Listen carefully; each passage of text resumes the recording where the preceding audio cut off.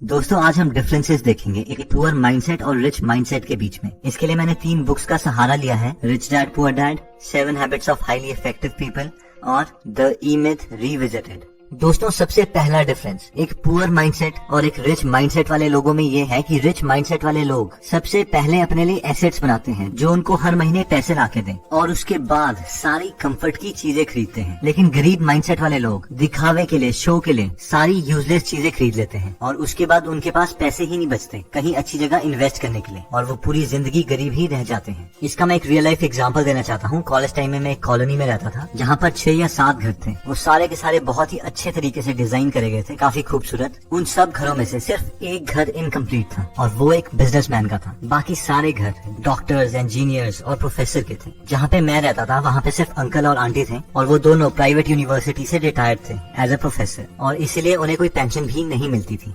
जब मैं पहली बार उनके घर गया था तो मुझे लगा था वो बहुत ज्यादा रिच हैं। उनकी कार से लेके इंटीरियर डिजाइनिंग, फर्नीचर, हर चीज परफेक्ट थी। मैं उनके फर्स्ट फ्लोर में एक रूम में रहता था। मैंने बहुत बार नोटिस किया कि अंकल और आंटी की बहस होती थी पैसों के रिगार्डिंग। कोई भी एक्सेस खर्चा उनके बीच में टेंशन क्रिएट कर देता था। एक बार मैं अंकल के साथ उनकी बालकनी में बैठा हुआ था तो मैंने उनसे कहा कि आपके साथ वाले पड़ोसी ने शायद अपना घर कंप्लीट नहीं किया। तो इस पर उन्होंने कहा, हाँ बहुत कंजूस है, कार भी नॉर्मल सी रखी है।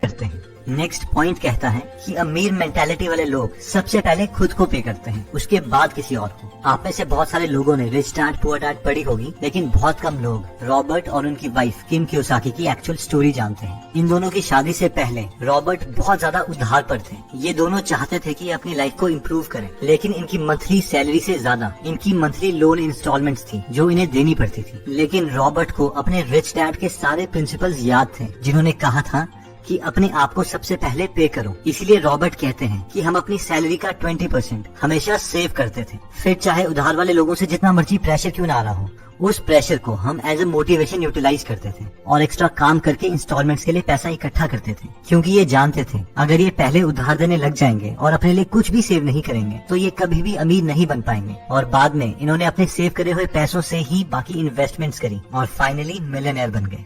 दोस्तों हम में से मैक्सिमम लोग ये गलती करते हैं, हम सोचते हैं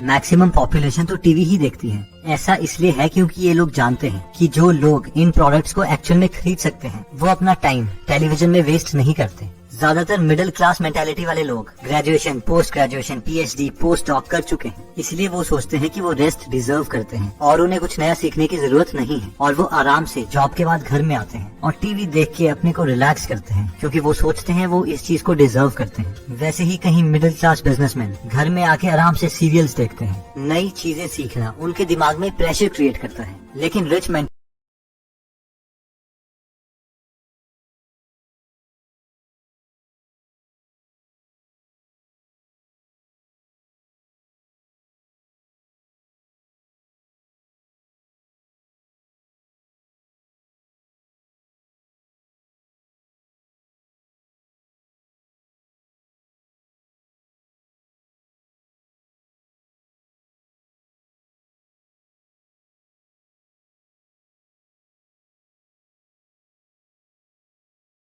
कहता है कि आउटसोर्स। मैक्सिमम लोगों की जब जॉब लगती है तो उनकी ये मेंटालिटी होती है, भाई अब तो अपनी लाइफ सेट है, जिसका इनडायरेक्टली मतलब होता है कि मैं अब ग्रो नहीं करना चाहता, मैं इसी जॉब में रहूंगा। अब क्योंकि हम उसी जॉब में रहेंगे तो हमारी सैलरी सिर्फ इंक्रीमेंट और प्रमोशन से ही बहुत प्रेडिक्टेबल मैनर में ग्रो करेगी, जिसका मतलब ये है कि अब हम स्कार्सिटी माइंडसेट में आ जाएंगे, यानी पैसे बचाने के माइंडसेट में। हम हर चीज से पैसा बचाने की कोशिश करेंगे। बिजली का बिल कैसे बचाएं, खाने में पैसे कैसे बचाएं, पानी का बिल कैसे बचाएं, और बस पूरी जिंदगी इसी स्किल को इम्प्रूव करते रहेंगे। लेकिन अमीर माइंडसेट वाले लोग ये जानते हैं कि उनके पास 24 ही घंटे हैं और एक लिमिटेड विल पावर है, और अगर उन्हें ग्रो करना है तो उन्हें और लोगों की हेल्प लेनी पड़ेगी। इसीलिए वो अपने मैक्सिमम काम, जैसे कि खाना बनाना, कपड़े धोना, ड्राइव करना, इवन की ऑफिस के टेक्निकल काम, वो आउटसोर्स कर देते हैं और सिर्फ उन स्किल्स पे काम करते हैं जो बहुत रेयर और वैल्यूएबल है, ताकि वो और ज्यादा ग्रो कर पाए। इसके दो फायदे हैं, एक तो वो अपनी कंट्री की इकोनॉमी में बहुत कंट्रीब्यूट करते हैं, दूसरा इस प्रोसेस में बहुत सारे लोगों को जॉब दे देते हैं। लेकिन एक पुअर मेंटालिटी वाले लोग इन लोगों को देख के बहुत चिढ़ते हैं, यार ये तो बहुत स्टाइल मारते हैं, बिना नौकरों के तो ये काम नहीं करते। लेकिन रिच मेंटालिटी वाले लोगों के दिमाग में कुछ और ही चल रहा होता है। उनका मेन मकसद स्टाइल मारना नहीं, बल्कि अपने टाइम को बचाना होता है, जिसे गलत इंटरप्रेट किया जाता है।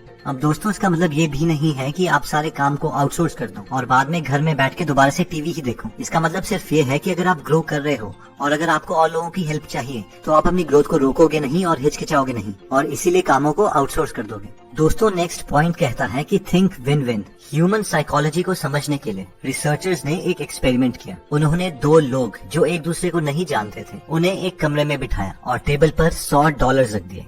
रिसर्चर्स ने उन लोगों को बताया कि आपको ये $100 आपस में बांटने हैं, लेकिन हमारी कुछ कंडीशंस हैं। कंडीशन नंबर 1, पहला आदमी ये डिसाइड करेगा कि वो दोनों $100 को कैसे कैसे बांटेंगे। कंडीशन नंबर 2, दूसरा आदमी ये डिसाइड करेगा कि पहले आदमी ने जितने डॉलर्स उन दोनों में बांटे हैं, क्या वो उसे मंजूर है या नहीं। अगर वो उसे मंजूर है तो दोनों को उतने उतने डॉलर्स मिल जाएंगे, लेकिन अगर उसे वो चीज मंजूर नहीं है तो किसी को कुछ नहीं मिलेगा। अब रिसर्चर्स ने एक पैटर्न देखा, अगर पहला आदमी $100 को $50-50 करके बांटता था तो दूसरा आदमी उसे एक्सेप्ट कर लेता था और दोनों को $50-50 मिल जाते